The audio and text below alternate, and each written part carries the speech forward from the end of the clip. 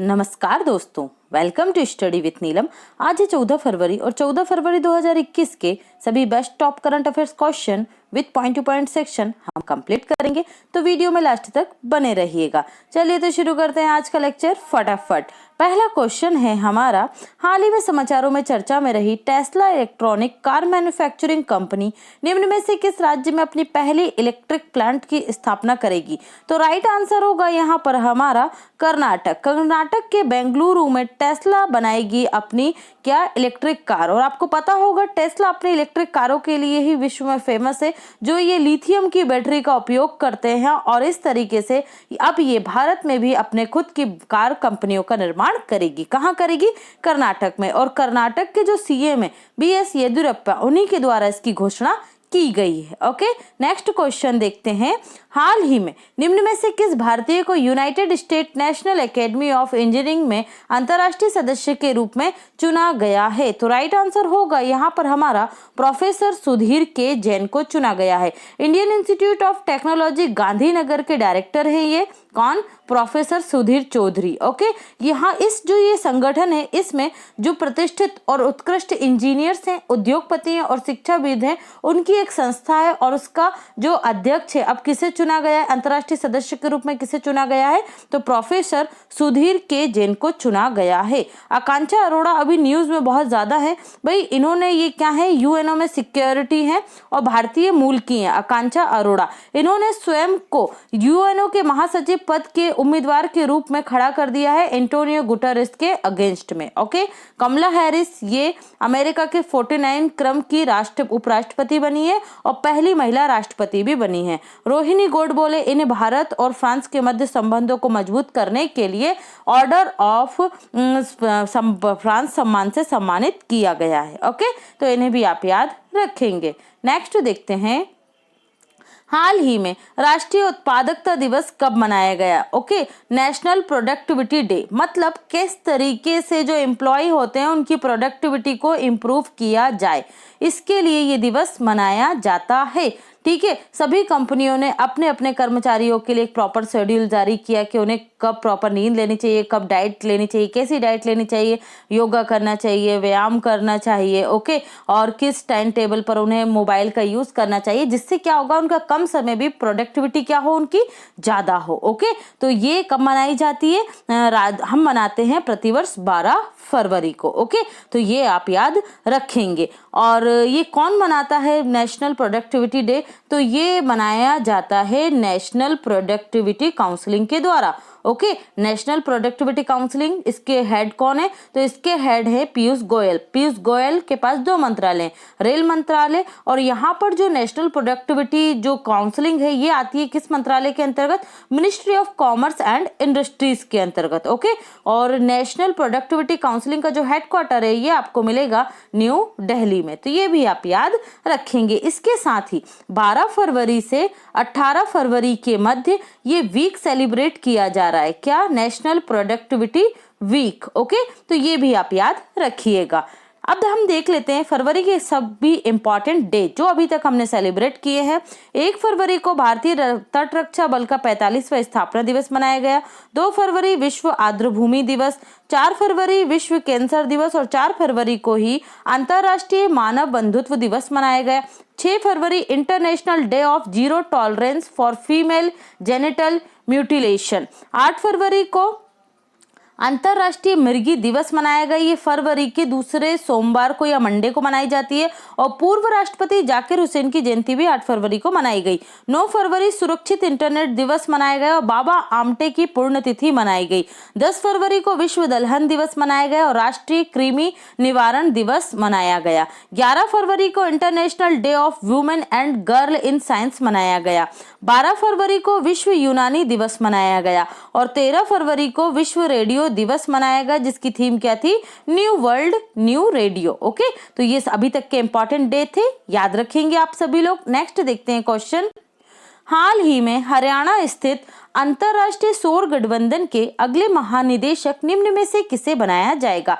तो right answer होगा यहाँ पर हमारा अजय माथुर। ओके, अजय माथुर अंतरराष्ट्रीय इंटरनेशनल सोलर अलायंस के क्या बनेंगे? महानिदेशक, डायरेक्टर बनेंगे। ओके, ये जो हरियाणा में कहाँ स्थित है? गुरुग्राम में। ओके, इंटरनेशनल सोलर अलायंस का जो हेडक्वार्टर है ये हरियाणा के गुरुग्राम में स्थित है और इसके नेक्स्ट जो डायरेक्टर बनेंगे वो बनेंगे अजय माथुर। ओके, जो आप लोगों ने देखा होगा सभी प्रकार के जो इलेक्ट्रॉनिक्स इक्विपमेंट होते हैं, जैसे आपकी टीवी होती है और जो आपकी फ्रिज होती है या कोई भी इलेक्ट्रॉनिक उपकरण है, ठीक है, उस पर आप लोगों ने देखा होगा star rating. Okay, 5 star, 3 star, मतलब जो जिसकी स्टार रेटिंग जब सबसे ज्यादा मिली हुई है मतलब वो बिजली की उतनी ज्यादा बचत करने वाला इलेक्ट्रॉनिक उपकरण है। तो वो जो स्टार रेटिंग की जो फॉर्मूला है, जो ये रेटिंग की ये कंडीशन है, ये किसके द्वारा लाई गई थी? ये जो रेटिंग देना था किसी भी इलेक्ट्रॉनिक उपकरण को, तो ये अजय माथुर के द्वारा ही लाई गई थी। ओके, ये उस समय Indian bureau of energy efficiency and resource institute के क्या थे? अध्यक्ष थे। ठीक है, अभी भी हैं और उस समय जब दिया था इन्होंने तो उसी समय ये स्टार रेटिंग भी दी थी। अभी किसके अध्यक्ष हैं? Indian bureau of energy efficiency and resource institute. Okay, तो इसको आप याद रखेंगे और इसका हेडक्वार्टर आपको कहाँ मिलेगा? न्यू दिल्ली में। ओके, तो ये इंपॉर्टेंट है, याद रखिएगा। ईशांत शर्मा अभी ये तीसरे तेज गेंदबाज बन गए जिन्होंने टेस्ट क्रिकेट में 98 मैचेस में कितने 300 विकेट लिए हैं, तो इन्हें आप याद रखिएगा। अजय सिंह ये बॉक्सिंग फेडरेशन ऑफ इंडिया के अध्यक्ष बने हैं और एस.एन. सुब्रमण्यम ये बन गए हैं राष्ट्रीय सुरक्षा परिषद के अध्यक्ष। ओके, जो श्रमिकों से जुड़ी हुई है, तो ये भी आप याद रखिएगा। नेक्स्ट क्वेश्चन देखते हैं हम। हाल ही में जम्मू कश्मीर सरकार के द्वारा इम्पैक्ट बेस्ड फ्लड फोरकास्टिंग के लिए निम्न में से किसके साथ समझौता किया गया है? प्रभाव आधारित जो बाढ़ पूर्व अनुमान है। ओके, हिंदी में क्या कहेंगे? प्रभाव आधारित बाढ़ पूर्व अनुमान के लिए यह समझौता किया गया है ब्रिटिश अंतरिक्ष एजेंसी के साथ। अब आपको ये लग रहा होगा कि ये भारतीय अंतरिक्ष एजेंसी नहीं कर पा रही है क्या? भारतीय अंतरिक्ष एजेंसी भी करेगी यहाँ पर सहयोग और ज्यादा सटीक उस तक पहुंचने के लिए, ज्यादा सटीक निगरानी के लिए ये समझौता किया गया है ब्रिटिश अंतरिक्ष एजेंसी के साथ। तो ये आप याद रखेंगे। कौन है जम्मू कश्मीर का उपराज्यपाल? मनोज सिन्हा। ओके, नेक्स्ट देखते हैं। हाल ही में इसरो के द्वारा UR राव सैटेलाइट सेंटर से निजी क्षेत्र द्वारा विकसित उपग्रह का परीक्षण पहली बार किया गया। यह सेंटर कहाँ स्थित है? तो राइट आंसर होगा UR राव सेंटर स्थित है बेंगलुरु में। कहाँ पर स्थित है?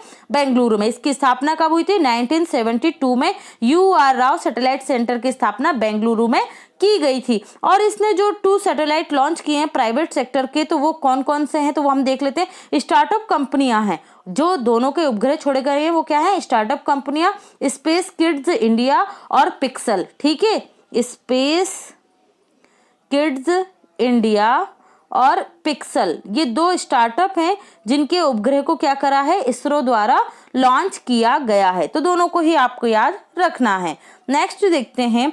हाल ही में निम्न में से किस राज्य सरकार के द्वारा राज्य में डकैतों पर आधारित एक अनोखा संग्रहालय स्थापित करने की घोषणा की? अब यहाँ पर डकैतों को ग्लोरीफाई नहीं किया जाएगा, मतलब उनकी महानता नहीं बताई जाएगी। अदरवाइज आपको लगे कि मतलब संग्रहालयों में तो क्या होता है, किसी चीज की महानता ही दिखाई जाती है, लेकिन यहाँ पर दिखाया जाएगा कि डकैतों को खत्म करते हुए क्या क्या बलिदान पुलिस के द्वारा किए गए। ओके, जैसे आपके फूलन देवी की जो गन है और जो भी बड़े बड़े डाकू रहे हैं उनसे संबंधित चीजों का जो संग्रह है वो दिखाया जाएगा और जो पुलिस वालों ने यहाँ पर बलिदान दिया है तो उन्हें भी चिन्हित किया जाएगा। तो ये कहाँ होगा? मध्य प्रदेश के भिंड में। किस जिले में है? मध्य प्रदेश के भिंड जिले में, चंबल नदी के किनारे। ओके, ये बनाया जाएगा। तो मोस्ट इंपॉर्टेंट पॉइंट है, याद रखिएगा। ओके, केरल के जो आपका मैसूर है, ठीक है, केरल के मैसूर के अशोकपुरम में क्या बनाया गया है? देश का पहला चंदन संग्रहालय। उड़ीसा की कैपिटल भुवनेश्वर में बनाया गया देश का पहला फायर पार्क। और दिल्ली में दिल्ली सरकार के द्वारा क्या बनाया गया? अभी तमिल अकेदमी की स्थापना की गई है और कोंकणी भाषा अकेदमी की भी स्थापना की गई है। तो ये भी आप याद रखिएगा कल्चर की दृष्टि से।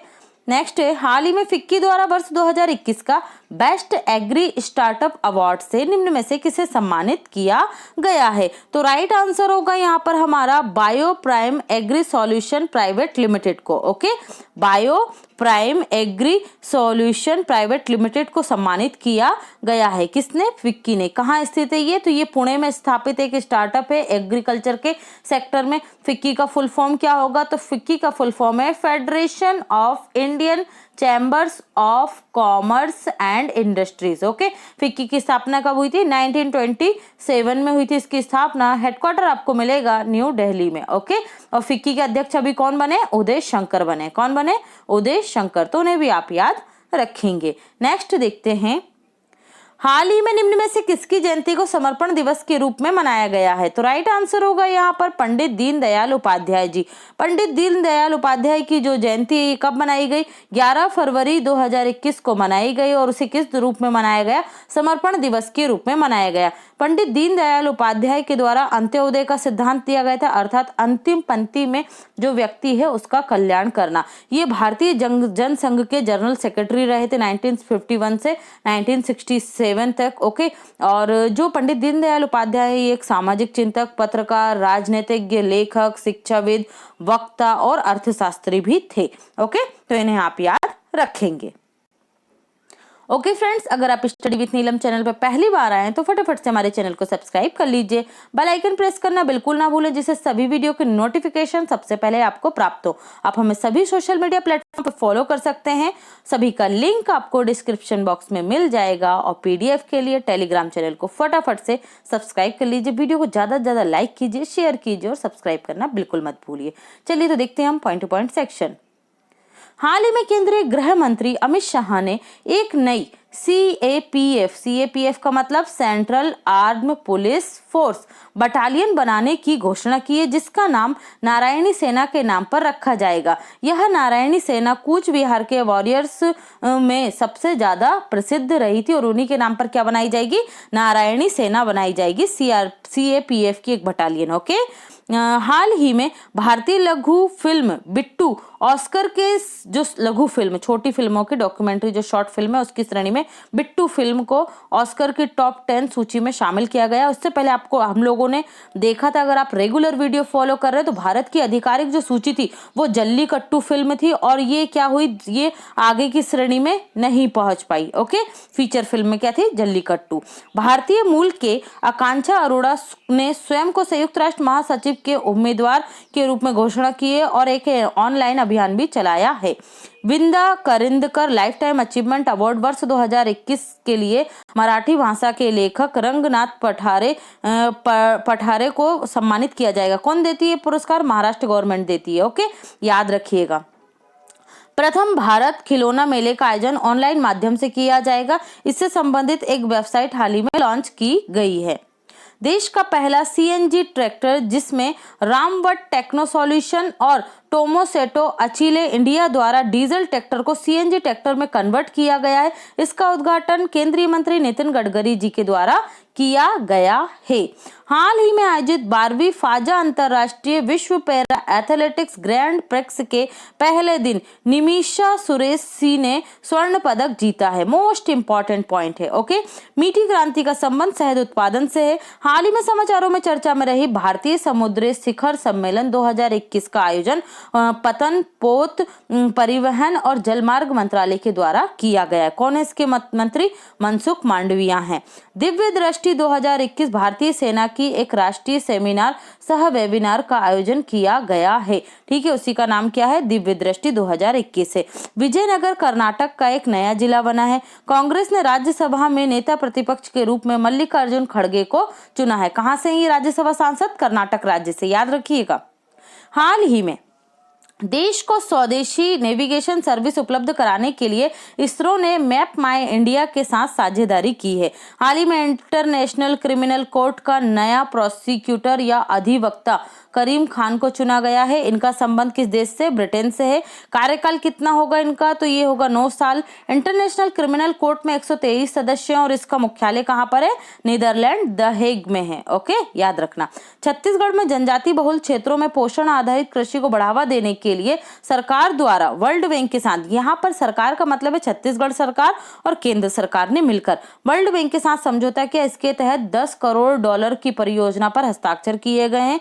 इसके के तहत छत्तीसगढ़ समावेशी ग्रामीण और त्वरित कृषि विकास योजना, जिसको शॉर्ट में कहेंगे चिराग, को लागू किया जाएगा। ओके। स्वामी दयानंद सरस्वती की जयंती 12 फरवरी 2021 को मनाई गई। स्वामी दयानंद सरस्वती कौन थे? आर्य समाज के संस्थापक थे और इनकी प्रसिद्ध पुस्तक जो बार बार एग्जाम में पूछी जाती है, सात्यार्थ प्रकाश से। ओके, याद रखना। 11 फरवरी 2021 से विज्ञान ज्योति प्रोग्राम का दूसरा चरण प्रारंभ हुआ है। इसमें स्टेम मतलब science, technology, engineering and mathematics में जो लड़कियां हैं, ठीक है, देश से 100 लड़कियों का 100 गर्ल्स जो स्टूडेंट है उनका चयन किया जाएगा पृथ्वी विज्ञान मंत्रालय के द्वारा। कब से कब तक? 2020 से 2025 के मध्य। ओके। और इन लड़कियों को इन 4 स्ट्रीम में, किस किस में? साइंस स्ट्रीम, टेक्नोलॉजी, इंजीनियरिंग और मैथमेटिक्स में हायर एजुकेशन दी जाएगी। ओके, तो ये भी आप याद रखेंगे। ट्विटर के विकल्प के रूप में देखा जा रहा भारतीय ऐप कू ऐप के संस्थापक कौन है?